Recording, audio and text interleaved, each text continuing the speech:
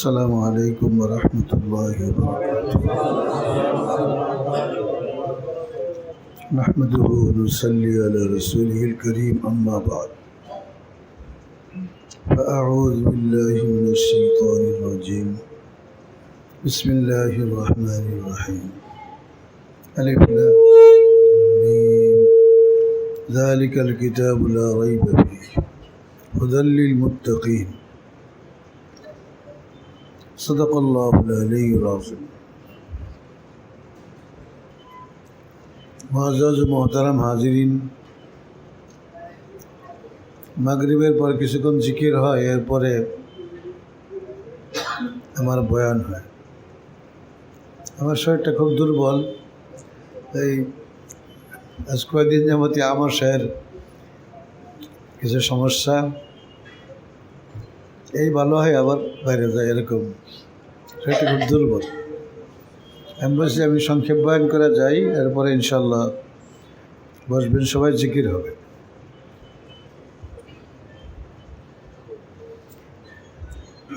আল্লাহ পাকের কালামের শুরু থেকে ছোটো ছোটো দুইখানা আয়াত পাঠ করেছি। আল্লাহ পাক শুরুতে বলেছেন আলিফ লাম মিম।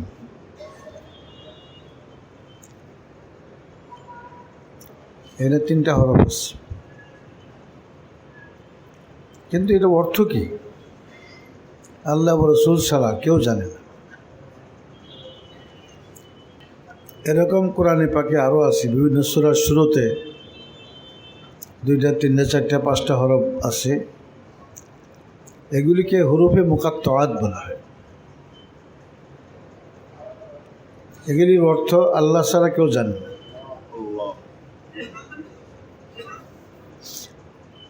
এই জন্য কোরআনে পাকের যারা মুফাসসিরিন তারা বলেন আল্লাহু আ'লামু বিমুরাদি, তার অর্থ উদ্দেশ্য একমাত্র আল্লাহই জানে।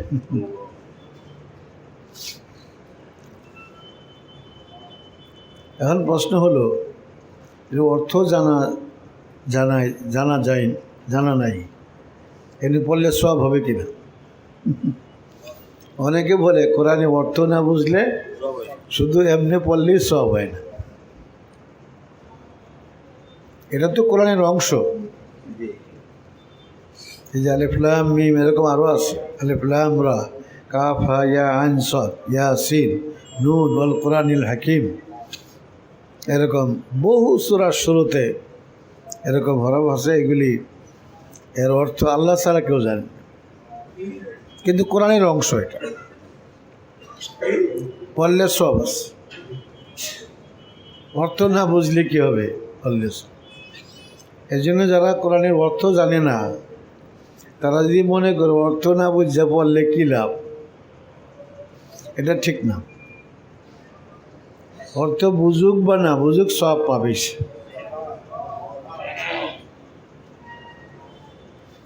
হযরত ইমাম আহমদ ইবনে হাম্বল রাহমাতুল্লাহ আলাইহি একবার স্বপ্নে আল্লাহ তাআলাকে দেখেন। আল্লাহ তাআলাকে তো এমনি দেখা যায় না, কিন্তু মানুষ স্বপ্নে দেখতে পারে আল্লাহ তাআলা। আল্লাহর নবীকেও স্বপ্নে দেখা যায়, আল্লাহ তাআলাকেও মানুষ স্বপ্নে দেখতে পারে। আল্লাহ পাকের সাথে দেখা হইল স্বপ্নে, জিজ্ঞাসা করলেন, হে রাব্বুল আলামিন, আল্লাহ তাআলা আপনার সাথে সম্পর্ক জোড়ার সবচেয়ে উন্নত উপকারী উপাদান কি? কি কাজ করলে আপনার সাথে সম্পর্ক কায়েম করা যায়? আল্লাহ বললেন, হে আহমদ, আমার কুদরতি জবান থেকে যে কালাম নিঃসৃত হয়েছে, এটা যত বেশি পড়বে তত বেশি আমার সাথে সম্পর্ক কায়েম। তিনি জিজ্ঞাসা করছেন, বুঝা পড়তে হবে না না বুঝা পড়লেও? আল্লাহ তাআলা উত্তর দিয়েছেন, বুঝা পড়ুক আর না বুঝা পড়ুক।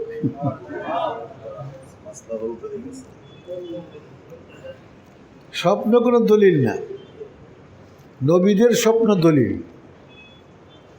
নবী ছাড়া অন্য কারো স্বপ্ন দলিল না।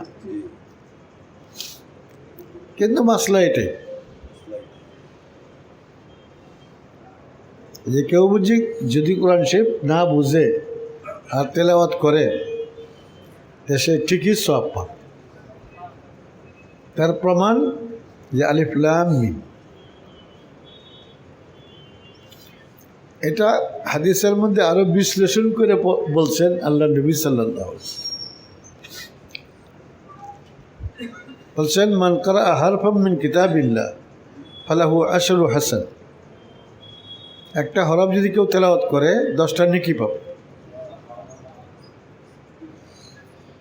নেকি কি? পরকালের টাকা। পরকালের টাকার নাম হলো নেকি। দুনিয়ার মুদ্রা আমরা জানি, বাংলাদেশের মুদ্রার নাম টাকা, ভারতে রুপিয়া, পাকিস্তানে রুপিয়া, সৌদি আরবে রিয়াল, আমেরিকা ডলার, লন্ডনে পাউন্ড, এরকম সব দেশের, ইন্দোনেশিয়ার রিঙ্গিত, কুয়েত এবং ওই সমস্ত দেশের দিরহাম, দিনার, এদের মুদ্রার নাম। এক দেশের মুদ্রা আরেক দেশে চলে না, বরং ওটাকে চেঞ্জ করে নিতে হবে। মানি চেঞ্জের কাছে গিয়া বলতে হবে যে আমার 100 ভারতীয় মুদ্রা দরকার, কত টাকা দিতে হবে? তারা বলবে যে এত টাকা দিন। যে আমার সৌদি রিয়াল লাগে 100, কত টাকা দিতে হবে আপনাকে বলবে, অঙ্ক করে বলে দিবে এত টাকা দেন। এখন সৌদি আরবে যাবেন, সৌদি রিয়াল আপনি যেমনি ইচ্ছা এটাকে কেনাকাটা এটাকে ব্যবহার করতে পারবেন। বাংলাদেশি মুদ্রা নিয়ে একটা পান দোকান খুব কম ওখানে, ফলায় বেছে ওরা। সৌদি আরবে পান দোকান আছে, বাঙালি আছে তো, কিন্তু দেখতে পারলেও পায় নাই, পুলিশে দেখলেও পায়নি, ফলায় বেছে।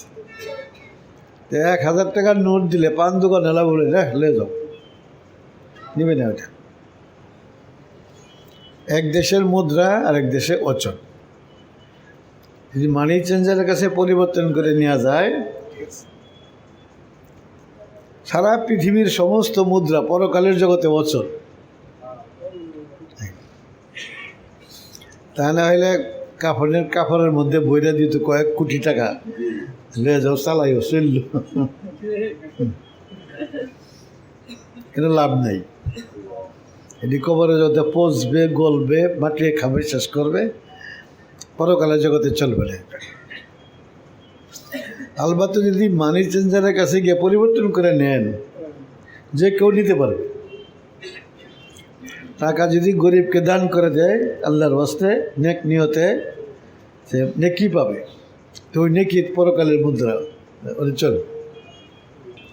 নেকিটা যে হবে এটা কিন্তু আপনার আমার হাতে দেওয়া হবে না।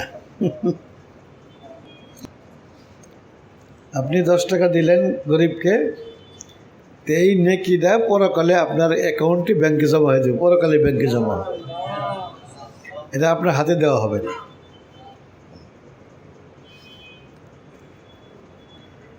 এটার মানি চেঞ্জার একমাত্র আল্লাহ। দুনিয়ার যে কোনো মুদ্রা, যে কোনো জিনিস, আমি মনে করি 1 খণ্ড জমি দেওয়া দিলাম মাদ্রাসায়, মসজিদে, এটার বিনিময়ে আল্লাহ নেকি দিবেন, ঠিকই আপনার হাতে দিবেন না। এটা আপনার হাতে দিলে তো নানানভাবে খরচ করে আল্লাহ রাব্বুল আলামিন আপনার অ্যাকাউন্টে, সবার জন্য আমি অ্যাকাউন্ট আছে, আপনার অ্যাকাউন্টে জমা হয়ে যাবে। তো যে কোনো জিনিস দুনিয়ার যারা মূল্য আছে দুনিয়াতে, এটা আল্লাহ পাকের কাছে দেয়া দিলে আল্লাহ পাক এর পরিবর্তে নেকি দেয়া দিবেন।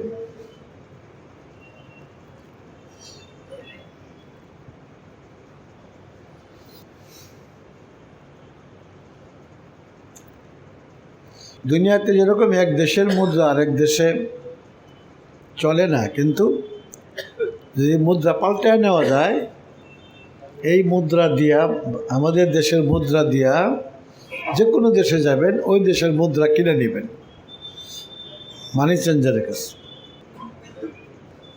আর পরকালের মুদ্রা নেওয়ার জন্য আল্লাহ ছাড়া কোনো মানি চেঞ্জার নেই। রাসূল পাক সাল্লাল্লাহু আলাইহি ওয়াসাল্লাম বলে, কেউ যদি একটা গরিবের হাতে টাকা দেয়, 10টা টাকা দিলাম। রাসূলুল্লাহ সাল্লাল্লাহু আলাইহি ওয়াসাল্লাম বলছেন, এই টাকাটা প্রথম আল্লাহ পাকের কুদরতি হাতে পতিত হয়, এরপরে গরিবের হাতে যায়। আল্লাহ পাকের বিনিময়ে পরকালের অ্যাকাউন্টে টাকা জমা করে দেয়। কিন্তু এই নেকি পাওয়ার জন্য একটা শর্ত আছে। শর্ত হইল মানুষকে দেখানো, মানুষকে শোনানো, সুনাম সুখ্যাতি, এগুলো নিয়ত না থাকতে হবে। একমাত্র আল্লাহ পাককে রাজি খুশি করার উদ্দেশ্যে দিতে হবে। কে কী উদ্দেশ্যে দিল আল্লাহ জানেন না। আল্লাহকে তো ফাঁকি দেওয়া যায় না, দেওয়া যায়? আল্লাহ তাআলাকে ফাঁকি দেওয়া যায়, আল্লাহ পাক জানে। এজন্য আল্লাহ তাআলাকে রাজি খুশি করার উদ্দেশ্যে অথবা সওয়াবের নিয়তে এই টাকাটা দান করলাম, এই জমিটা দান করলাম, এই বস্তুটা দান করলাম, যার হাতেই দান করেন প্রথমে সেটা আল্লাহ পাকের কুদরতি হাতে পতিত হবে, এই হাত থেকে গরিবের হাতে যাবে, এবং এটা আল্লাহ পাক পরকালে তার বিনিময়ে পরকালের মুদ্রা দিয়ে পরিবর্তন করে তার অ্যাকাউন্টে আল্লাহ জমা করে দিবে। পরকালে চলবে নেকির মুদ্রা। কিসের মুদ্রা? দুনিয়াতে টাকা পয়সা বেশি থাকলে দুনিয়াতে সে ধনী, দুনিয়ার সুযোগ সুবিধা বেশি ভোগ করতে পারে। আর যে পরকালে নেকি যার বেশি হবে, পরকালে সে তত ধনী হবে, পরকালের সুযোগ সুবিধা বেশি ভোগ করবে, খাবারটা উন্নত মানের হবে, থাকার ব্যবস্থা উন্নত মানের হবে, কাপড় চোপড় উন্নত মানের হবে, এমনকি চেহারাটাও সবচেয়ে সুন্দর। নেকির মুদ্রা যার কাছে বেশিতে চেহারাটাও সুন্দর। বেহেশতে একটা বাজার আছে, এই বাজারের নাম জানেন কি? সৌকুল জান্নাহ, বেহেশতের বাজার। সৌকুল জান্নাহ মনে রাখবেন, বেহেশতের বাজার। সৌক অর্থে বাজার, জান্নাতের বাজার। প্রতি সপ্তাহে একবার বাজারটা জমবে, এই হাটটা জমবে প্রত্যেক সপ্তাহে একবার। কোনো জিনিস বেচা কেনা হবে না, বেচা কেনা হবে না, তবে বাজার জমবে। সমস্ত বেহেশতিরা বাজারে গিয়া, বিশাল বাজার, বাজারে সেখানে গিয়া দেখবে এত সুন্দর সুন্দর মানুষ। আল্লাহু আকবার। বলছে এর চেহারাটা বড় সুন্দর, আল্লাহ পাক তার চেহারাকে তার চেয়েও সুন্দর বানায় দেবে। রূপের বেচা কেনা হবে। একটু গিয়া দেখলো ওই লোকটা তো আরও সুন্দর, তখন তার চেহারা আল্লাহ আর চেয়েও সুন্দর করে দেবে। হাঁটাহাঁটি করে দেখা যায় এই লোকটা তো আরও সুন্দর, আল্লাহ পাক তার চেহারাকে আরও সুন্দর করে দেবে। যখন নিজের ঘরে যাবে, বেহেশতের রমণী দেখবে তারে, দেখে তো চিনবো ঠিকই, কবে যে তুমি তো আগের চেয়ে অনেক সুন্দর হয়ে গেছো, কই গেছিলা এত রূপ রূপ সৌন্দর্য নিয়ে আইসো, কোত্থেকে আনছো এটা? সে উত্তর দেবে, বেহেশতের বাজারে গেছিলাম। যাকেই দেখি বেশি সুন্দর, আল্লাহ পাক তার আমার চেহারা তার চেয়ে সুন্দর বানায় দেয়। এরকম বেহেশতের বাজারে বাজারে ঘুরে ঘুরে দেখলাম যত সুন্দর মানুষ, আল্লাহ পাক গায়ে আমাকে আমার চেহারা আরো সুন্দর করে দিচ্ছে।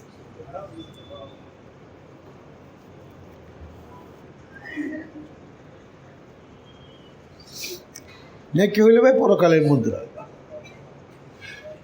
যদি কেউ দুনিয়ার মুদ্রা কোটি কোটি, শত শত কোটি, হাজার হাজার কোটি, লক্ষ লক্ষ কোটি, কোটি কোটি কোটি সম্পদের মালিক হয়, আর পরকালের মুদ্রা না পাঠায় তাহলে পরকালের অ্যাকাউন্ট খালি থাকে, পরে আফসোস করলে কোনো লাভ হবে না। এই জন্য বুখারী শরীফে আছে রাসূল পাক সাল্লাল্লাহু আলাইহি ওয়াসাল্লাম বলেছেন, রুব্বা কাসিয়াতিন ফিদ দুনিয়া আরিয়াতুন ফিল আখিরাহ, দুনিয়াতে অনেক ধনী ধনী লোক হবে কিন্তু পরকালে দেখা যাবে নিঃস্ব, মানে পরকালে মুদ্রা পাঠায় নেই তো, হ্যাঁ, কোরআন তেলাওয়াত করে নাই, জিকির করে নাই, নামাজ পড়ে নাই, রোজা রাখে নাই, হজ করে নাই, যাকাত দেয় নাই। দুনিয়াতে অনেক সম্পদ, অঢেল সম্পদের মালিক, হিসাব করে বলতে পারবে না যে কত টাকা সম্পদের মালিক, সে বলতে পারবে না। কিন্তু পরকালে এক মুদ্রাও, পরকালে নিঃস্ব হবে, তাহলে আফসোস করলে কোনো লাভ হবে? এই জন্য আল্লাহ নবী সাল্লাল্লাহু আলাইহি ওয়াসাল্লাম বলেছেন, কুনু মিন আবনাইল আখিরাহ, আখিরাতপন্থী হও, আখিরাতের অ্যাকাউন্টে মাল জমাও, আখিরাতের টাকা বেশি বেশি পাঠাও। আরেক হাদিসে আল্লাহ নবী সাল্লাল্লাহু আলাইহি ওয়াসাল্লাম বলেছেন, আল কাইয়িসু মান দানা নাফসাহু ওয়া আমিলা লিমা বা'দাল মাউত, ওই ব্যক্তি জ্ঞানী এবং দূরদর্শী যে পরকালের সম্পদ সংগ্রহ করে। দুনিয়াতে যত সম্পদের মালিক হই, একটা পয়সা নিয়ে যেতে পারে, কোনো সম্পদ নিয়ে যাইতে পারবে, সব পরে থাকবে। হ্যাঁ, এক ব্যবসায়ী মারা গেল ছোটো বাজারে, বাসা ওদিকে থানাঘাট, মারা গেল। আমার আমি খুব মহব্বতের লোক ছিল, খুব মহব্বত করতে হবে। মারা যাওয়ার পরের দিন তার বাসায় গেলাম, কষ্ট লাগলো। ইয়া দেখলাম তার বাসা সব ঠিকঠাক আছে, একটা লোক নাই, শুধু সাথে সে কিছুই নিয়ে যেতে পারেনি। হযরত সুলাইমান আলাইহিস সালাতু ওয়াস সালাম, তিনি এমন এক রাজত্ব আল্লাহ পাক তাকে দিছিলেন, নবীও ছিলেন, বাদশাও ছিলেন। সারা পৃথিবী এক দেশ, তার বাদশা ছিলেন সুলাইমান আলাইহিস সালাম। বাতাসের উপর রাজত্ব করছে। এই মজলিসে বসছেন, বাতাসকে বলতেন, যাও এখন নিয়ে আমাদের চিটাগাং পৌঁছায় দেবো। এই অবস্থায় এটাই ছিল উড়োজাহাজ, বাতাসের উড়োজাহাজ ব্যবহার করছে। বাতাস তাদের সবাইকে এইভাবে একদম হেলিকপ্টার যেরকম আরামে বয়ে থাকে, বিমানে যেরকম আরামে বয়ে থাকে, ওরকম আরামের সাথে নিয়ে চিটাগাং পৌঁছায় দেয়। সৌদি আরব মক্কা পৌঁছায় দেও, ওখানেই পৌঁছে, বাতাসে পৌঁছায় দেয়। হযরতে সুলাইমান আলাইহিস সালাম সেই বাতাসের উড়োজাহাজ ব্যবহার করছে।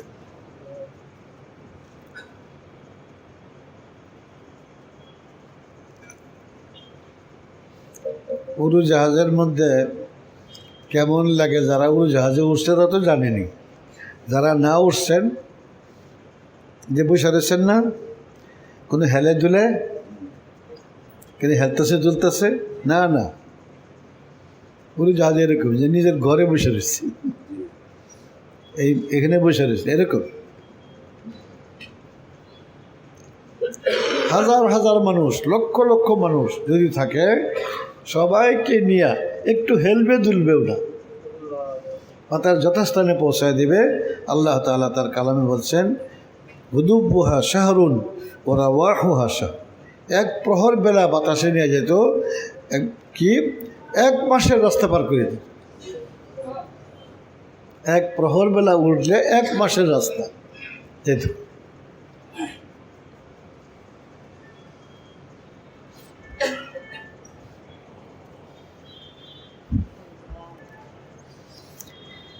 ওনার এন্তেকালের আগে তিনি বলছিলেন যে তোমরা তো আমার কাফন করবা, কাফন পরাবা, এই দুইটা হাত কাফনের বাইরে রাখবো,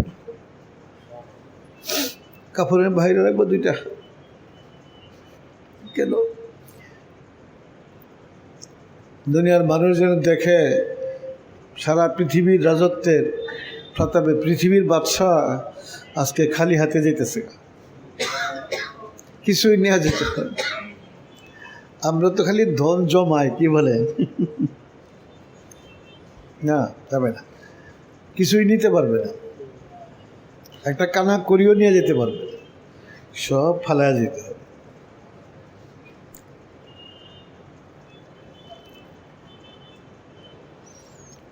তা আল্লাহ নবী সাল্লাল্লাহু আলাইহি ওয়াসাল্লাম বলছেন, যে ব্যক্তি কোরআনে পাকের একটা হরফ তেলাওয়াত করবে আল্লাহ পাক তাকে 10টা লিখে দিবে। তাহলে বলছেন যে আমরা বলি যে আলিফ লাম মিম 3টা মিলে এক হরফ না, আলিফুন হারফুন ওয়া লামুন হারফুন ওয়া মিমুন হারফ। আলিফ একটা হরফ, এটা বললে 10 নেকি, লাম একটা হরফ, এটা বললে আর 10 নেকি, মিম আর একটা হরফ, এটা আরও 10 নেকি। অর্থ তো বুঝি না কেউ, কারো সাধ্য নাই অর্থ বুঝার, কিন্তু নেকি ঠিকই পাবে। কে বলে? কোরআন না বুঝতে পারলেও নেকি পাবে। এটার প্রমাণ এই হাদিস এবং এই হরফসমূহ, হুরুফে মুকাত্তাআত। আল্লাহ পাক বলতেছেন, যালিকাল কিতাবু লা রাইবা ফিহি। আল্লাহ আল্লাহ, এমন একটা মহান গ্রন্থ, এর মধ্যে কোনো সন্দেহ নেই। এই কিতাবের শুরু থেকে শেষ পর্যন্ত কোনো সন্দেহ নেই। আল্লাহ অকাট্য সত্য, অকাট্য সত্য কালাম। সারা পৃথিবী তালাশ করলেও কোনো গ্রন্থ অকাট্য কেউ দাবি করতে পারবে না। বলতে পারবে যে অকাট্য সত্য। শুধুই কোরআন অকাট্য সত্য। কোরআনের 2 মলাটের ভিতরে যা আছে এটা সব আল্লাহর কালাম এবং অকাট্য সত্য। যিনি শুরুতেই বলছেন, যালিকাল কিতাবু লা রাইবা ফিহি। যারা বই পুস্তক লেখে তারা কি এই কথা লেখে কি কোনোদিন? তারা লেখে যে ভাই এই বইয়ের মধ্যে ত্রুটি বিচ্যুতি, মানুষ মাত্রই ভুল হইতে পারে, আমারও ভুল হইতে পারে, যে ত্রুটিটি ধরায় দিবেন তার শুকরগুজারি করব, কৃতজ্ঞতা প্রকাশ করব এবং পরবর্তী সংস্করণে সংশোধন করে দেব। আজ পর্যন্ত সারা পৃথিবীতে কোনো গ্রন্থকার এরকম পাওয়া যাবে না যে তার গ্রন্থ লেখার শুরুতে দাবি করছে আমার এই গ্রন্থে কোনো ভুল নাই, আমার এই গ্রন্থে কোনো সন্দেহ নেই।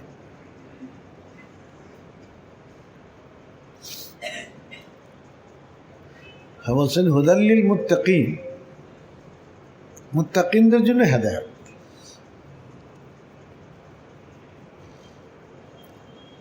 মুত্তাকিন কারা? মুত্তাকিন তো আল্লাহর দুস্ত, মুত্তাকিন না আল্লাহর দুস্ত, তাদের জন্য হেদায়েত। এই যে মুত্তাকি হইতে চায় তো এই গ্রন্থ পড়বে, আমল করবে, মুত্তাকি হয়ে যাবে। মুত্তাকির একটা পরিচয় আল্লাহ পাক দিতেছে, আল্লাযীনা ইউমিনুনা বিল গায়বি, যারা না দেখা সত্ত্বেও আল্লাহর কথাকে অকাট্যভাবে বিশ্বাস করে। সন্দেহজনক বিশ্বাস করলে হবে না, অকাট্যভাবে বিশ্বাস করে, না দেখা সত্ত্বেও। কবরের শাস্তি শান্তি আমরা দেখছি না, কিন্তু আল্লাহ ও রসুল বলছেন হাসরের ময়দানে হাজির হওয়া, একত্রিত হওয়া, এটা আমরা দেখি নাই। আল্লাহ পাক প্রত্যেক বান্দার কাছ থেকে হিসাব কিতাব নেবেন, সবার সাথে কথা বলবেন, পুরো জীবনের হিসাব নিয়ে নেবেন আল্লাহ পাক। এটাও আমরা দেখি নাই, কিন্তু অকাট্যভাবে বিশ্বাস করতে হবে। প্রত্যেকের সাথে আল্লাহ কথা বলবেন, প্রত্যেকে আল্লাহর সাথেও কথা বলবে। কোন ভাষায় কথা বলবে? আরবি ভাষা। সবাইকে আল্লাহ পাক আরবি ভাষা তার কুদরতে শেখায় দেবে। আল্লাহ পাকের জন্য তো 1-2 লাগে না, হয়ে যাও আর হয়ে যাও। হুকুম করবেন সব আরবি ভাষা শিখবে, একবারে সুন্দর আরবি ভাষা বলবে আল্লাহ তাআলার সাথে। আল্লাহ সবার সাথেই কথা বলবে। হাদিসে আছে ওয়ালাইসা বাইনাহুমা তরজুমা, কোনো দুভাষী থাকবে না যে বাংলা বুঝাই দেওয়ার জন্য আরেকজন ফেরেশতা আয়া আরবিতে বুঝাই দিব আল্লাহরে, উর্দুওয়ালারে কথা আরবিতে আল্লাহরে বুঝাই দিব, ইংলিশওয়ালার আরবিতে আল্লাহরে বুঝাই দিব। ওয়ালাইসা বাইনাহুমা তরজুমা, কোনো ট্রান্সলেটর থাকবে না, কোনো দুভাষী থাকবে না, প্রত্যেকের সাথে আল্লাহ পাক সরাসরি কথাবার্তা বলবে। বেহেশতের দুজক আমরা দেখছি, পুলসিরাত দেখছি। কাজেই আল্লাহ পাকের কথায় অকাট্যভাবে বিশ্বাস করবে। আল্লাযীনা ইউমিনুনা বিল গায়ব, যে না দেখা সত্ত্বেও আল্লাহ পাকের কথা অকাট্য বিশ্বাস করে, এটার নামে তো ঈমান। 2 নম্বর আমল করে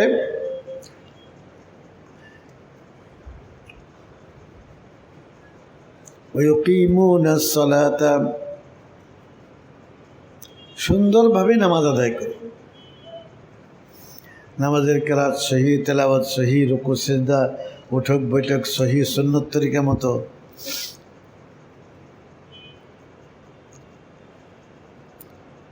নামাজের রুকু সিজদার তাসবিহ, আত্তাহিয়াতুদ, দুরূদ শরীফ, দোয়া মাসুরা, দোয়া কুনুত, এগুলিকে সুন্দরভাবে শুদ্ধ করে পড়তে পারে। আর খুব মনোযোগ সহকারে নামাজ আদায়, খুব বিনয় সহকারে নামাজ আদায় করে। বুঝছেন? ওয়ায়ুকিমুনাস সালাত, কাপড় পাক, শরীর পাক, জাগা পাক, কিবলামুখী হওয়া, নামাজের আহকাম আরকান সব ঠিক রাখা, একবারে ওয়াজিব সুন্নত এগুলি সব ঠিকঠাক রাখা, জাহিরি বাতিনি সমস্ত শর্ত ঠিক রাখা নামাজ আদায় করে। এটাকে বলা হয় ইকিমুনাস সালাত। এক সাহাবী রুকুর থেকে সোজা না হইয়াই আবার সিজদায় চলে গেছে, নামাজ সালাম ফেরাইছে, আবার ডাকছে, গিয়ে আল্লাহ নবীকে সালাম দিচ্ছে, আসসালামু আলাইকা ইয়া রাসূলুল্লাহ, সালাম দিচ্ছে। আল্লাহ নবী উত্তর দিছেন, উত্তর দিয়ে বলছেন সল্লি ফাইন্নাকা লাম তুসাল্লি, তুমি আবার নামাজ পড়ো, তোমার নামাজ হয় নাই। ওই বেটা আবার নামাজ ওইরকমই পড়ছে, আবার গিয়ে সালাম দিছে, বলছে সল্লি ফাইন্নাকা লাম তুসাল্লি, নামাজ পড়ো, তোমার নামাজ হয় নাই। তৃতীয়বার আবার ওইভাবেই নামাজ পড়ছে, এর সে তো ভালো জানে না সে। আবার গিয়ে সালাম দিছে, উত্তর দিয়ে বলছেন সল্লি ফাইন্নাকা লাম তুসাল্লি। বলছেন ইয়া রাসূলুল্লাহ, আমি এর চেয়ে ভালো করে পড়তেই পারি। তা আল্লাহ নবী সব বুঝাই দিচ্ছে, রুকুতে গিয়া সোজা হয়ে দাঁড়াবে, তো স্থির হয়ে যাবে, এক সিজদা করে সোজা হইয়া বসবা।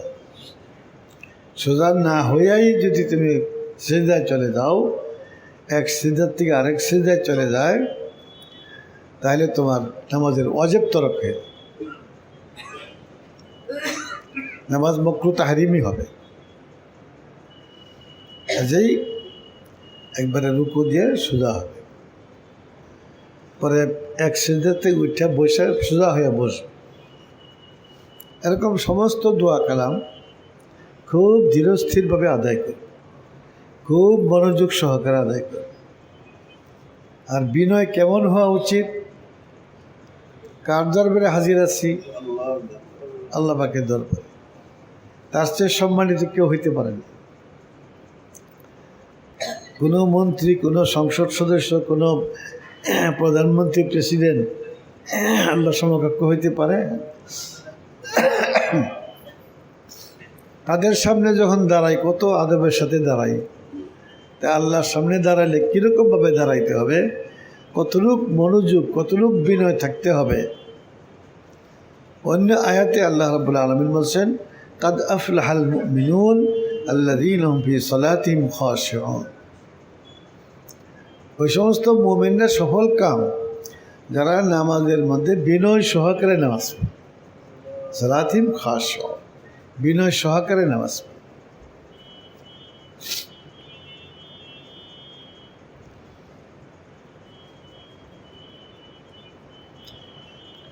وَمِمَّا رَزَقْنَاهُمْ يُنْفِقُونَ,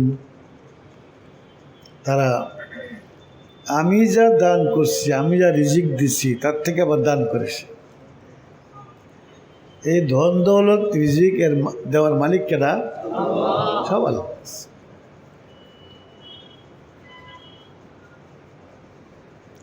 অনেকে আছে চেষ্টা করে, চাই খুব পায় না, আছে না? খুব চেষ্টা করে, যোগ্যতাও আছে অনেক, বিদ্যা বুদ্ধি আছে অনেক, কিন্তু রিজিকের ব্যাপারে মার খেয়ে যাইতেছে। অনেক আছে বিদ্যা বুদ্ধি কম, চেষ্টাও করে কম, আশার চেয়ে কল্পনার চেয়ে বেশি আল্লাহ দিয়ে দিতেছে।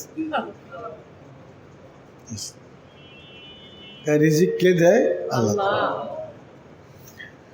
আল্লাহ তাআলা বলেন, মান কানা ইউরিদুল আজিলাতা, যে দুনিয়া চায়, দুনিয়ার জন্য যারা চেষ্টা করে, দুইটা শর্তে আমি দিই, দুইটা শর্তে দিই। আপনি সারা দিনে তালাশ করে দেখেন গা, এর ব্যতিক্রম পাইতেন না। আল জান্নাহ লাহু মা নাশাউ লিমান মুরিদ, মা নাশা, আমি যা চাই তা দিই, হ্যাঁ যা চাই তা না। আমি যেটা চাই তার সমান হইতে পারে, কমও হইতে পারে, বেশি হইতে পারে, আবার নাও দিতে পারে। দুনিয়ার জন্য কাবা কাবা করে কিন্তু পায় না কিছুই। এসে বলবো, হুজুর দোয়া করবেন, যেই ডালডার দড়ি ভাঙ্গে জায়গা হুজুর। যে কোনো ব্যবসা করি, সব ব্যবসার লস আছে না? এরকম লোক আছে। কিন্তু আল্লাহ যা চান তাই তো দিবে। আমি যা চাই এটা না, আল্লাহ যা চান ওইটা দিবে। মানাস একটা শর্ত। 2 নম্বর শর্ত হইল লিমান নুরিদ, যারা চায় সবাই না, আমি যাকে চাই তাকে দিই।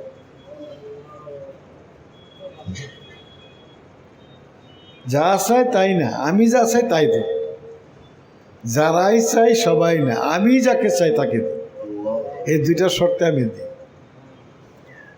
আর সারা দুনিয়া দেখতেছি এরকম যারা দুনিয়াদার লোক। এই জন্য আমি বলি যে দুনিয়া যারা চায় তারা ঠগে জিতে। কেউ ঠগে, কেউ জিতে, আছে না? ঠগে জিতে, ব্যবসা করে ঠগে জিতে, চাকরি করে ঠগে জিতে,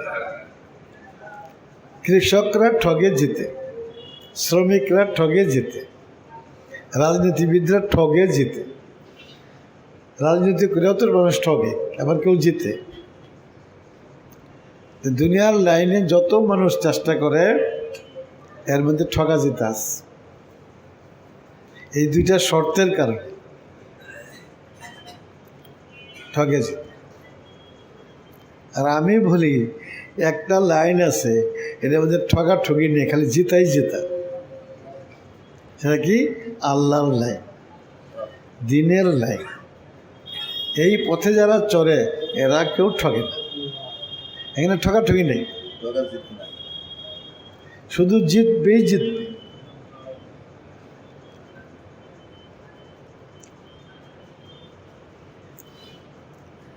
ঢাকা ইউনিভার্সিটি পড়ে একটা ছেলে, আমি তখন যাত্রাবাড়ি মাদ্রাসা পড়াই, যাতায়াত করতে করতে তার মন পরিবর্তন হয়েছে। আমাকে বললো, হুজুর আমি ইউনিভার্সিটি পড়বো না, মাদ্রাসায় পড়তে যাব। আমি বললাম, এটা তো জিতার লাইন, মাদ্রাসায় পড়ে হলে জিতার লাইন। দুনিয়াতেও জিতবে, পরকালেও জিতবে। এই লাইন থেকে তোকে ফেরানোর কোনো ক্ষমতা আমার নেই। আমি তোমাকে ফিরাই আল্লাহর কাছে জবাবদিহি করতে হবে। সে জেতার লাইনে আসতে চাই, তুই বাধা দিলি কেন? আল্লাহ বলবে, আমি কি জবাব দেবো? কাজে আমি তোমাকে বাধা দিতে পারি না। তুমি মাদ্রাসায় পড়তে চাও, পড়ো। নুরানি বিভাগে ভর্তি করে দিলাম। কোরআন শিব পড়া শিখলো, প্রাথমিক কিতাবাদি পড়ায় দিলাম। বললাম, তখন ঢাকা অমুক মাদ্রাসায় গিয়ে পড়াশোনা করো। পড়াশোনা দাওরা হাদিস পড়ছে, আবার মাঝে মাঝে পরীক্ষা দিয়ে মাস্টার্সও পাস করছে। এখন সে আলেমও আবার অনার্স মাস্টার। আমাদের অনেকেই চিনি, তারা আসে, প্রতি বছরই তো আসে। হ্যাঁ তাই হুজুরের কাছে মিজান পড়ছে।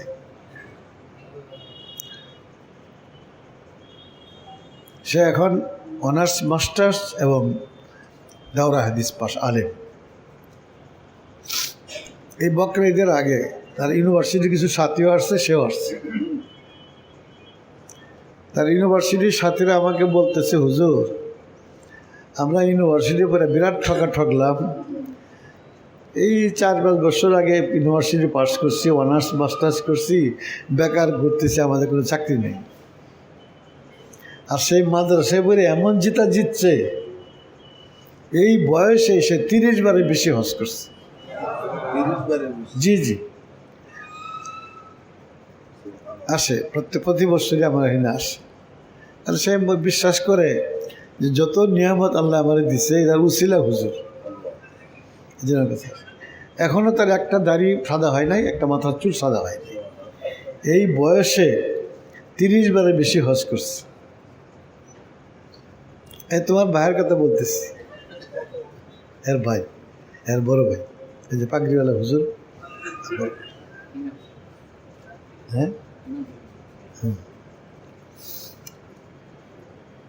30 বারের বেশি হজ করছে। তখন সে বলেন আপনি ঠকলো না জিতলো? একটা রাস্তায় আছে জেতার, আর কোনো রাস্তা জেতার নাই।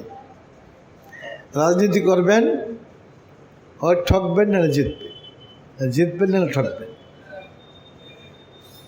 একদল ক্ষমতায় গিয়া ক্ষমতার যা মনে হয় তাই করতে পারতেছে, আরেক দল একবার রাজনীতি করে পচে যেতেছে, ফাঁসি গাছ ঝুলতেছে, যাবের জীবন হইতেছে, রাত্রে এখনও বাড়ি ঘরে থাকতে পারে, পালায় বেড়ায়। এরাও তো রাজনীতিবিদ, কি বলে, কিন্তু ভীষণ ঠকছে। হইতে পারে আবার জিততে পারে, এটা কোনো ই নেই। ঠকা জিতার মধ্যে আছে, দুনিয়ার সমস্ত লাইন ঠকা জিতার মধ্যে আছে। আর আখিরাতের লাইনে ঠকা নাই, খালি জিতা আর জিতা। আল্লাহ তাআলা বলছেন, ওমান আরাদাল আখিরাতা, আর যে আখিরাতকে চায়, ও সাআলাহা সায়াহা, এখানে আখিরাত পাওয়ার জন্য যা চেষ্টা করার দরকার ওইরকম চেষ্টা করে, বলছেন ফাউলাইকা কানা সাইহুম মাশকুরা, তার সমস্ত চেষ্টা ফলপ্রসূ হয়ে। পরকালের রাস্তায় কোনো ঠকা নেই, খালি জিতা। এটা অর্থ কি? তার সমস্ত প্রচেষ্টাকে আল্লাহ ফলপ্রসূ করে দিই, এটা অর্থ কি? হাদিস হল কোরআনে পাকের ব্যাখ্যা। আল্লাহ রসুল সাল্লাল্লাহু আলাইহি ওয়াসাল্লাম বলছেন, মান হাম্মা হুমুমাহু হাম্মান ওয়াহিদা, যার সমস্ত চিন্তা, সমস্ত দান্দাকে এক দান্দা বানায় দেয়, এক দান্দা বানায় দিচ্ছে। দান্দাটা কি? হাম্মা আখিরাতি, আখিরাতের দান্দা। পাগলের মতো খালি আখিরাতের লেগে খালি নেকি পাড়া, খালি নেকি পাড়া, খালি নেকির কাম করে। কয়টা দান্দা হইল? একটা দাম। নানান রকমের ধান্দা বাদ দিয়া এই ব্যবসা করে, কন্ট্রাক্টারি করে, ফিশারি করে, খামার করে, হ্যাঁ কত রকমের ধান্দা করে। এই ধান্দা করার কারণে নামাজ পড়ারও সুযোগ পায় না, কয় হুজুর সময় পাই না। হ্যাঁ, কোনো ট্রাকের পিছনে এই কথাটা লেখা আছে, নামাজকে বলো না আমার কাজ আছে, কাজকে বলো আমার নামাজ আছে। সুন্দর কথা। নামাজকে বলো না আমার কাজ আছে, কাজের জামালায় নামাজ পড়তে পারি না, না না, কাজকে বলো আমার নামাজ আছে। সুন্দর কথা লিখছে। আজকাল অনেক ট্রাকের পিছনে ভালো ভালো কথা লেখা থাকে। আপনার সন্তানকে কোরআন শিক্ষা দিন, এর চেয়ে উত্তম উপদেশ আর নাই। নামাজ বেহেশতের চাবি, এই লেখা আছে। হ্যাঁ, এর চেয়ে উত্তম কথা আমি জানি না।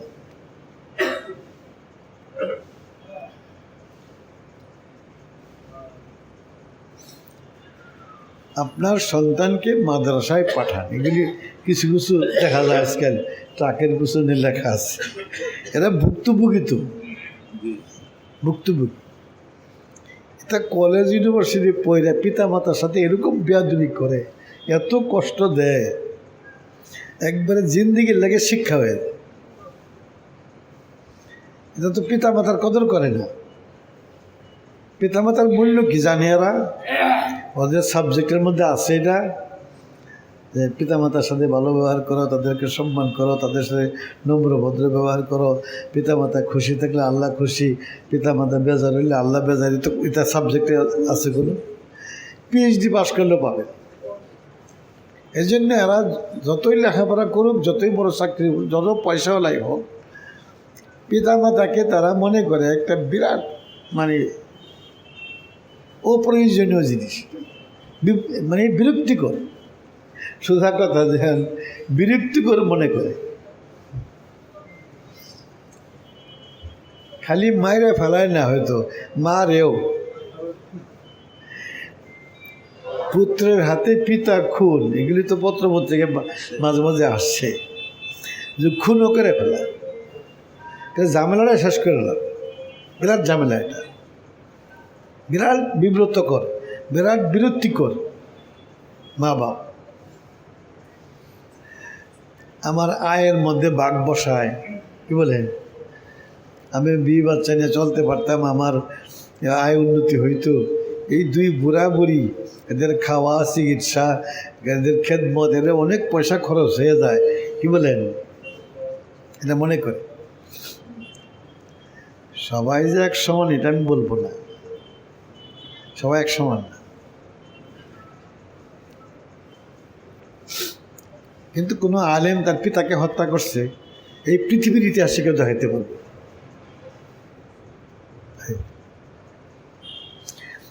তারা তো পিতা মাতার খেদমতকে মনে করে যে আমার পরকালের সম্বল, দুনিয়ার সম্বল, পরকালের সম্বল মনে করে।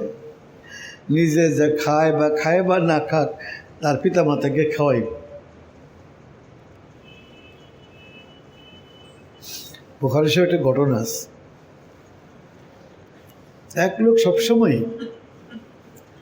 পিতা মাতাকে আগে খাওয়ায়া নিজে খাইতো, নিজের সন্তানকে খাওয়াইতো দুধ। একবার আস্তে আস্তে দেরি হয়েছে, তার পিতা মাতা শুয়ে ঘুমাইয়া পড়ছে, মাথার কাছে দুধের পেয়ালা দাঁড়ায় গেছে। পোলাপান কান্দাকাটি করতেছে, খিদা ছটফট করতেছে, দেয় না। আমার আব্বা আমাকে না দিয়ে দিব না দুধ। এরকম করতে করতে সকাল হয়ে গেছে। পিতামাতা সজাগ হয়েছে, পরে দোয়া করছে তাদের। এক বড় মুসিবত কেটে গেছে আল্লাহ পাক এর কারণে। বুখারী শরীফে আছে। হ্যাঁ, পিতামাতাকে না খাওয়াইয়া আমিও খাবো না, আমার সন্তানদেরকেও দিব না, এই নিয়ম ছিল তার জীবনভর। কিন্তু এক রাত্রে তো আব্বা আম্মা ঘুমাইছে, খাওয়াইতে পারলো না, পরে সারা রাত দাঁড়ায় গেছে। বায়েজিদ বুস্তামির ঘটনা আছে না? তার আম্মা পানি চাইছে, বায়েজিদের পানি খাওয়া, পানি আনতে আনতে ঘুমায় পড়ছে। এই পানি লইয়া বায়েজিদ বুস্তামি সারা রাত দাঁড়ায় গেছে, ঘুমাইছেন।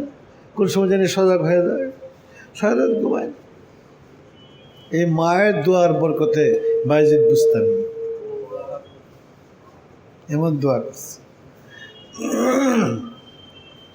পিতামাতার খেদমত, তাদেরকে খুশি করা, কোরআন হাদিসে এত বিবরণ আছে, আশ্চর্য হয়ে যেত।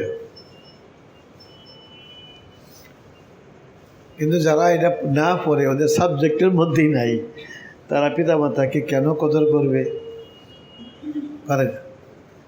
এই যে ফেসবুকে তো আমরা দেখতে আছি যে সন্তান বিদেশে সুইজারল্যান্ড নিউজিল্যান্ডে বড় বড় পদে চাকরি করে, আর মা থাকে পিতা মাতা বৃদ্ধাশ্রমে।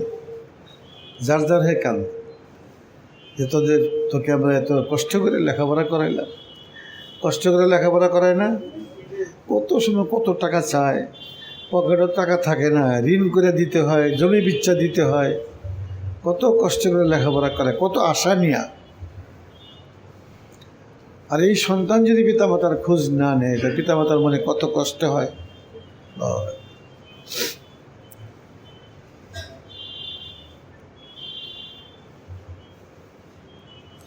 وَمِمَّا رَزَقْنَاهُمْ يُنْفِقُونَ।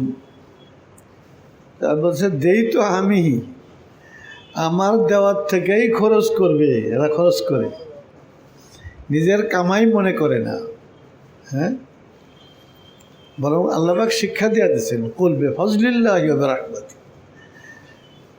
যা কিছু পাইলা তুমি নিয়ামত, সবার দাতা কেনা আল্লাহ, সবার। আল্লাহ তুমি দয়া করে আমাকে দান করছো, তুমি অনুগ্রহ করে আমাকে দান করছো, এটা শিক্ষা দিয়েছেন আল্লাহ পাক। কোরআনে তো সব শিক্ষায় আছে, সুবহানাল্লাহ, সব কিছু কোরআনে শিক্ষা দিচ্ছে।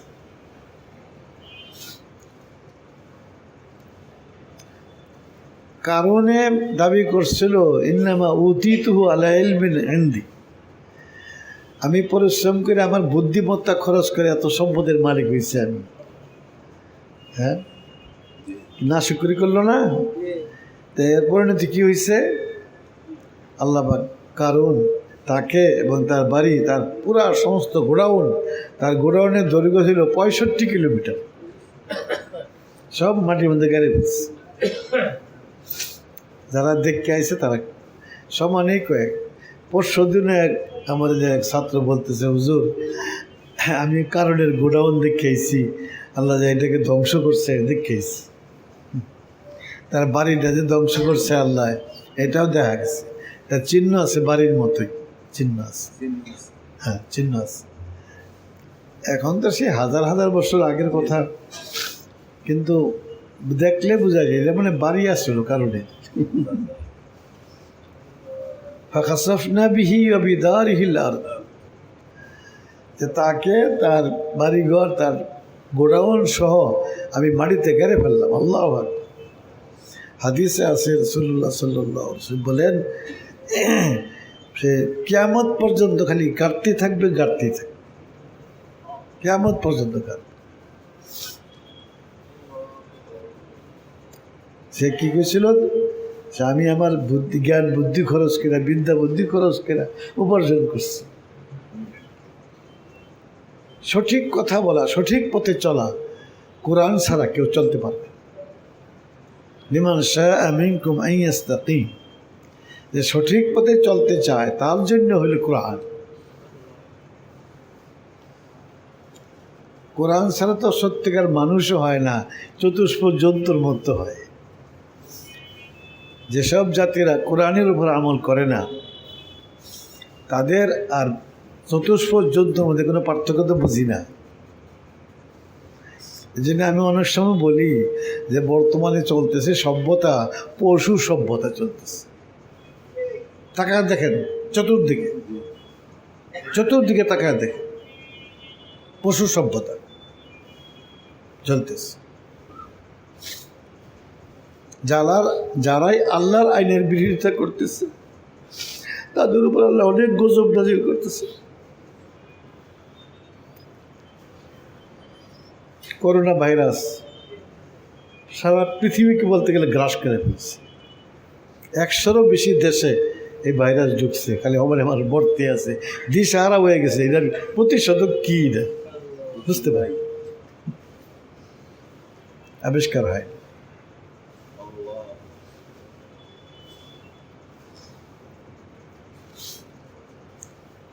এই ভাইরাসের প্রতিষেধক তো কোরআন হাদিসে আছে। আল্লাহ তাআলা বলছেন, আমার যারা দুস্থ হবে দুনিয়া আখিরাতে কোনো ভয় নাই, চিন্তাও নাই। হ্যাঁ, দুস্থ হয়ে গেলেই হবে। কি বলছে? ঈমান এবং তাকওয়া দ্বারা আল্লাহর দুস্থ হওয়া যায়। ইমান এবং তাকওয়ার দৌলত হাসিল করবে, আল্লাহ দুস্থ হয়ে যাবে, কোনো টেনশন করতে হবে না। সমস্ত টেনশন থেকে আল্লাহ পেনশন দিয়ে দেবে।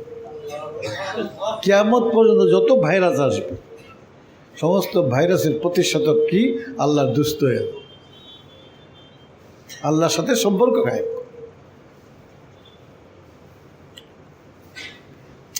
চীনের প্রেসিডেন্ট কি শি না জি না শি জানি, মানে কি অবস্থা, পেরেশান, লক্ষ লক্ষ মানুষ মরতেছে, কি করবে অসহায়ের মতো। হ্যাঁ, কিন্তু মুসলমানরাই তার বেশি চিন্তা করে, টেনশন করে,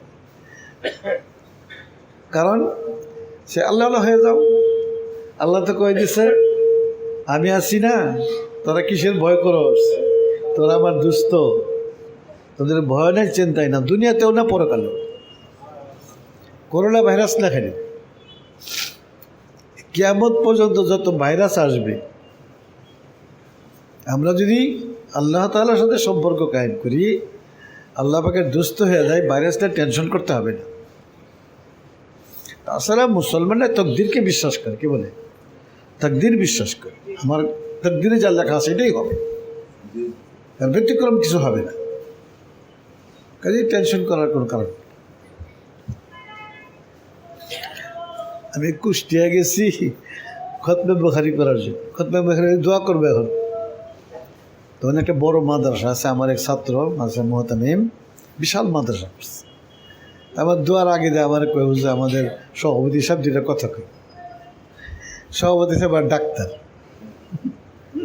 ডাক্তারি মতে করোনা ভাইরাসের কথা কিছু আলোচনা করছে, অনেক শব্দ ইংরেজি কইছে তো আমি বুঝছি না, এটা কি বুঝবো, ইংরেজি পড়ছি না, বুঝিও না, যা কিছু পড়ছি হ্যাঁ তো অনেক লেখাপড়া করছে, আমার ইংরেজি তার ইংরেজি কে ধরতে পারে। পরে তার কথা শেষ করছে, দোয়া করুন। দোয়ার আগে আমি একটা কথা বললাম যে আরে ভাই, কিয়ামত শুধু করোনা না, কিয়ামত পর্যন্ত যত ভাইরাস আসবে এর ঔষধ হলো কোরআন। কোরআন পরে আমল করবে, সেই তো মুত্তাকি হবে।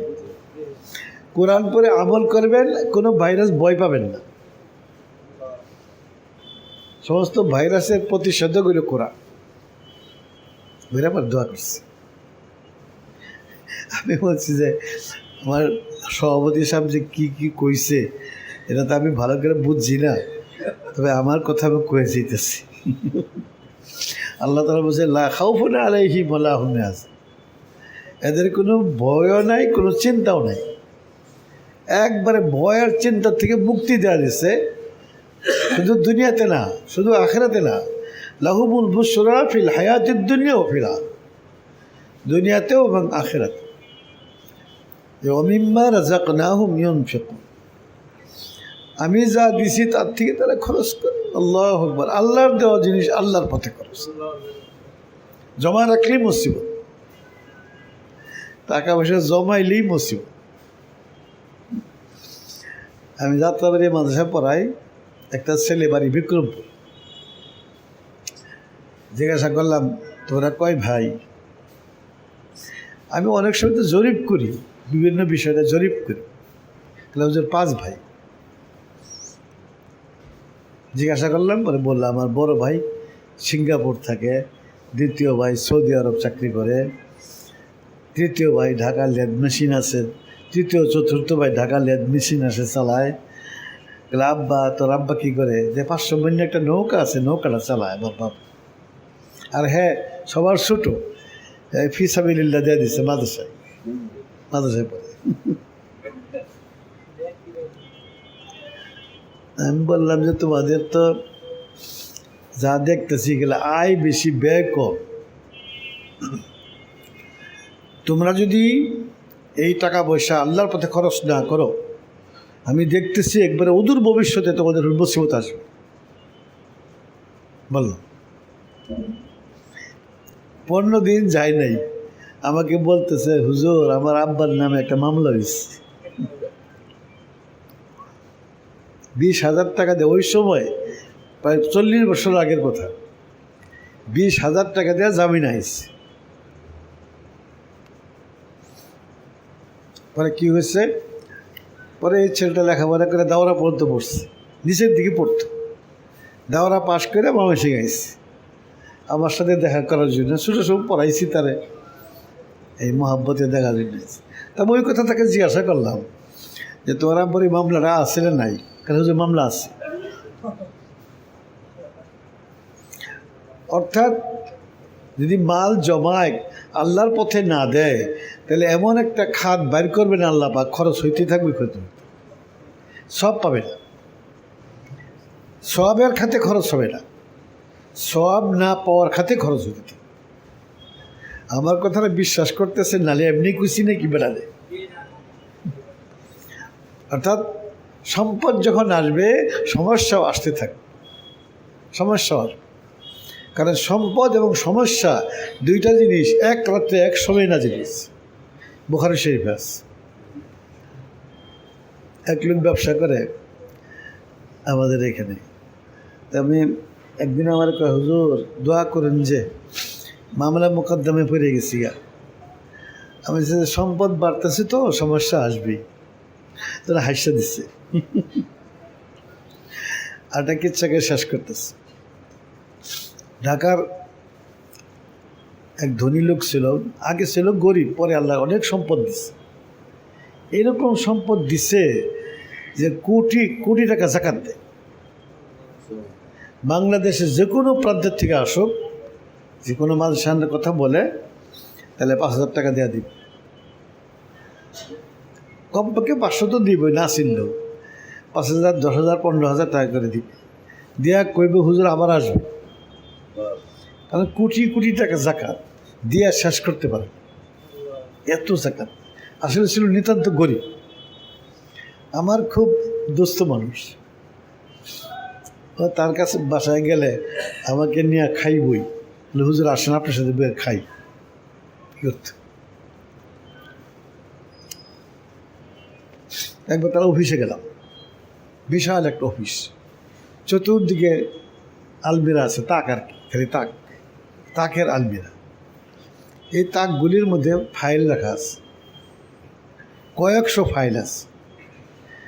তার যে এক সুপ্রিম কোর্টের একটা উকিল আছিল, অ্যাডভোকেট শহীদুল আলম, পরিচিত আরেকজন ছিল রাজাউল ইসলাম, তারাও অফিসে ছিল। আমি বললাম অ্যাডভোকেট সাহেব এগুলি কিসের ফাইল? তাহলে হুজুর এগুলি হলো মামলার ফাইল। আর কয়টা ফাইল আছে? তাহলে 365টা ফাইল আছে। এমন দিন নাই যেদিন কোনো মামলা থাকে না। এই মামলা চালানোর জন্য 2জন সুপ্রিম কোর্টের উকিল সে পালে।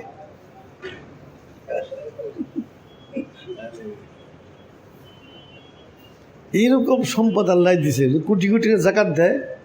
আর সমস্যা দেখেন, একটা মামলাই তো যথেষ্ট, কি বলে? আজ 365টা মামলা, প্রতিদিন একটা করে মামলা। তার সম্পদ আসবে, সমস্যা আসবে, আসতে থাকবে। ওই সমস্যার কারণে তার সম্পদ খরচ হইতে থাকবে, সব পাবে না। আর যদি প্রচুর পরিমাণে আল্লাহর পথে দান করে দেয়, এই সমস্যা থেকে আল্লাহ হেফাজত করবে। তবে আপনি বলবেন উনি তো কোটি কোটি জাকাত দেয়। জাকাত না, জাকাত তো দিতেই হবে, অন্য মাল থেকে জাকাত দিতে হবে, মাল দিতে দান করতে হবে, যে সাধারণ মাল থেকে দান করতে হবে। জাকাত তো দিতেই হবে, তো ফরজ, আর নাতে চাবুক খাইব। আমাদের দেশে যত দানবীর আছে তারা কিন্তু জাকাতের টাকা দেয়। এই শহরেও কিছু ধনী লোক আছে, কোনো হুজুর গেলে 200, 400, 500 টাকা দিয়ে দিই, টাকা দিয়ে জাকাত লেহুন, জাকাত। আর এই রমজান মাসে হুজুররা একবারে পাগল করে ফেলায় এদের জাকাতের টাকা আনবার জন্য। যারা দানবী তারা কিন্তু জাকাত ছাড়া টাকা দান করে না, ইল্লা মাশাআল্লাহ। বাংলাদেশে এক দানবীর আমি দেখছি, জীবনে আর দেখবো কিনা জানি না। দানবীর দেখছি অনেক, একজন দানবীর কথা বলতেছি। হজরত মৌলানা নুরুদ্দিন সাহেব রহমতুল্লাহ দানবী। বিভিন্ন মাহফিলে গেছি তো, কালেক্টররা কালেকশন করে, উনি তো সভাপতি। তিনি বলতেন, তোমরা সবাই দাও, বেশি বেশি করে দাও, তোমরা সবাই মিল্লা যা দেবা আমি এক হাতা দেব। এরকম প্রত্যেক মজলিসে গাইনি বলতেন এবং দেয়া দিতেন। হ্যাঁ, দেয়া দিতেন। এরকম কথা বলার সাহস কারো আছে? উনি বলতেন, তোমার সবাই মিল্লা যা দিবাই আমি এক হাতা দেয়া দিব। এবার দিচ্ছেন। কত টাকা হয়েছে? যে 2 লাখ টাকা হয়েছে। নাও এই 2 লাখ টাকা বের। হ্যাঁ হ্যাঁ, নগদ দিয়ে দিচ্ছি। এরকম দানবীর কেউ আপনারাও হয়তো কোন শুনছেন না, দেখছেন না, আমিও জীবনে দেখি নাই, আর দেখবো কিনা আমি জানি না। এত দানবীর। তবে যতই করিবে দান ততই যাবে বেড়ে। ইনি এত গরিব মানুষ আছে, এই দানের কারণে এত সম্পদ আল্লাহ পাক তাকে দিচ্ছেন। বলছেন যে আমার কি পরিমাণ মাল আছে হিসাব করি হইতাম পারতাম না, এত সম্পদ দিচ্ছেন। রমজান মাসে শত শত লোক যাইত, সারা মাস সবার জন্য তার খাওয়া ফ্রি, সব খরচ দিতে। হুজুর আজকে তো খাবার কিচ্ছু নেই, কিদ্দা খাবে? বলে ওই গরুটা জব করে দাও, জব করে দিচ্ছে। এরকম। তার এক ভক্ত আমাকে বলতেছে যে হুজুর, উনি তো সারা মাস মানুষকে খাওয়ায়, কিন্তু মানুষে এই পরিমাণ হাদিয়া দেয়, যা খরচ হয় তার চেয়ে ডবলের ডবল আল্লাহ হাদিয়া দেয়। আমরা তো মনে করি দান করলে কমে যাব, তাই না? আমাদের ধারণা। কিন্তু আল্লাহ তাআলা বলছেন, যতই করিবে দান ততই যাবে বেড়ে। দান করে দে হোক না কেউ, এটা কোরআন শরীফেও আছে। লিয়ুনফিকু যু সাআতিন মিন সাআতি ওয়া মান কুদিরা আলাইহি রিজকুহু ফালইউনফিক মিম্মা আতাহু আল্লাহ লা ইউকাল্লিফুল্লাহু নাফসান ইল্লা মা আতাহা সায়াজআলুল্লাহু বা'দা উসরি ইসরা। আল্লাহ পাক রিজিকের সংকীর্ণতা দূর করে আল্লাহ পাক প্রশস্ততা দেন। কোরআনে আছে। আর কোরআনতে তো প্রথমেই কইছি, কোনো সন্দেহ নাই, কোরআনের কথায় কোনো সন্দেহ নেই।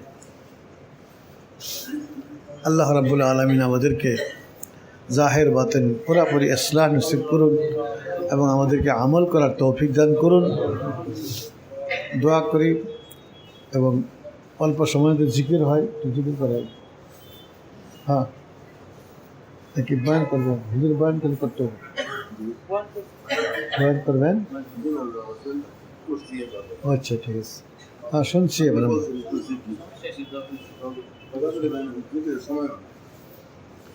নামাজ কটায়?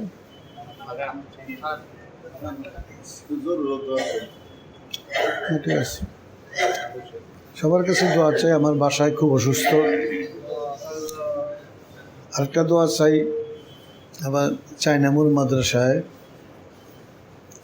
33% জায়গা আমাদের মাদ্রাসার মাঠের মধ্যে এটা বিক্রি করতেছে। এখন এটা যদি অন্য মানুষের নেয়, আমার মাঠের মধ্যে, মানুষের মাঠের মধ্যে বাড়িঘর, এটা সমস্যা আমার। পরে বিক্রি করছে আর কি। পরে আমরা অপারক হয়ে বলছি আমরা নেব। এটা দরদাম সাব্যস্ত হয়েছে 4 লাখ টাকা শতাংশ। আর আমি 70% জায়গা কিনছি আগে 4.25 লাখ টাকা দিয়া। আর 1% 4.25 লাখ টাকা দেয় না। 4 লাখ টাকা শতাংশ দাম হয়ে যায় 1,32,00,000। দলিল সহবোধের 1.5 কোটি পড়ে। আমার বুকের সাহস একটাই, দেনেওয়ালা মালিক এত ধনী, এত গরিব না। দেখুন, সবাই একটু দোয়া করবেন যে আল্লাহ পাক যেন এই 1.5 কোটি টাকা কিচ্ছু না তার কাছে, আল্লাহ পাক যেন গায়েবী সাহায্য করেন। এখন এই 30 লক্ষ টাকা বায়না দিতে হয়, আমাদের কাছে 30 পয়সাও নেই। যে আজকে 12 তারিখ বোধহয় ইংরেজি, আর 18 দিন আছে, এর ভিতরে 30 লক্ষ টাকা জোগাড় করে দিতে হয়। সবাই একটু কায় মনোভাবকে দোয়া করবেন, আল্লাহ পাক যেন গায়েবী সাহায্য করেন। আল্লাহুম্মা সাল্লি আলা সাইয়্যিদিনা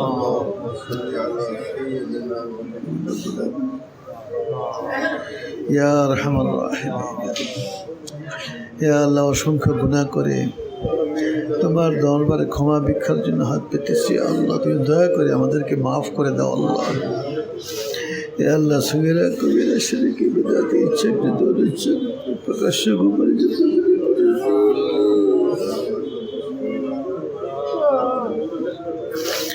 আল্লাহ অনুতপ্ত হয়ে তোমার দরবারে ক্ষমা ভিক্ষা চাই। আমাদেরকে মাফ করে দাও আল্লাহ। ইয়া আল্লাহ, সমস্ত গুনাহ থেকে আমাদের হেফাজত করো। ইয়া আল্লাহ, চোখের গুনাহ, মুখের গুনাহ, কানের গুনাহ, সব গুনাহ থেকে আমাদের হেফাজত করো। ইয়া আল্লাহ, আমাদের সবাইকে তুমি খাঁটি আল্লাহওয়ালা বানিয়ে দাও, আমাদেরকে মুত্তাকি পরহেজগার বানিয়ে দাও। ইয়া আল্লাহ, আমাদেরকে তাকওয়া পরহেজগারি নসিব করো। ইয়া আল্লাহ, ইয়া আল্লাহ, তোমার সাথে তাল্লুক পয়দা করনে वाला বানিয়ে দাও। ইয়া আল্লাহ, তুমি ভয় এবং চিন্তা থেকে নিষ্কৃতি যাদেরকে দিছ তাদের দলের মাঝে আমাদেরকে সামিল করে দাও। আল্লাহ, ইয়া আল্লাহ, এই করোনা ভাইরাস থেকে আমাদের সবাইকে হেফাজত করো। ইয়া আল্লাহ, আমাদের যারা অসুস্থ আমাদেরকে তুমি দয়া করে শিফা দিয়া দাও। আমার বাসায় বেশি অসুস্থ, আল্লাহ তুমি অসীম কুদরতের মালিক। ইয়া আল্লাহ, তুমি দয়া করে পুরাপুরি তাড়াতাড়ি শিফা দিয়া দাও। শিফায়ে কামেলা আজলা হায়াতে তৈয়বা মিলে তোমার কাছে ভিক্ষা চাই। আল্লাহ, ভিক্ষা দিয়ে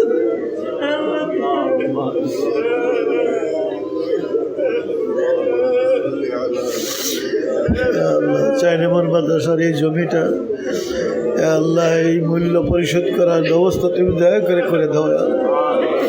তোমার কাছে সম্পদের কোনো অভাব নাই।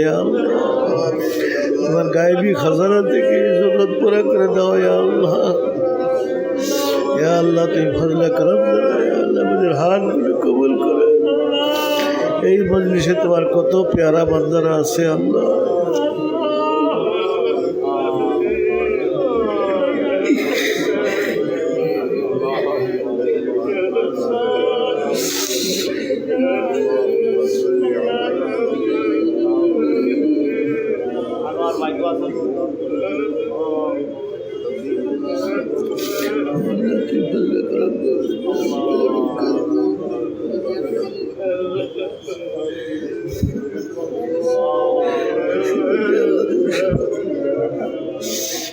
আলহামদুলিল্লাহি রাব্বিল আলামিন।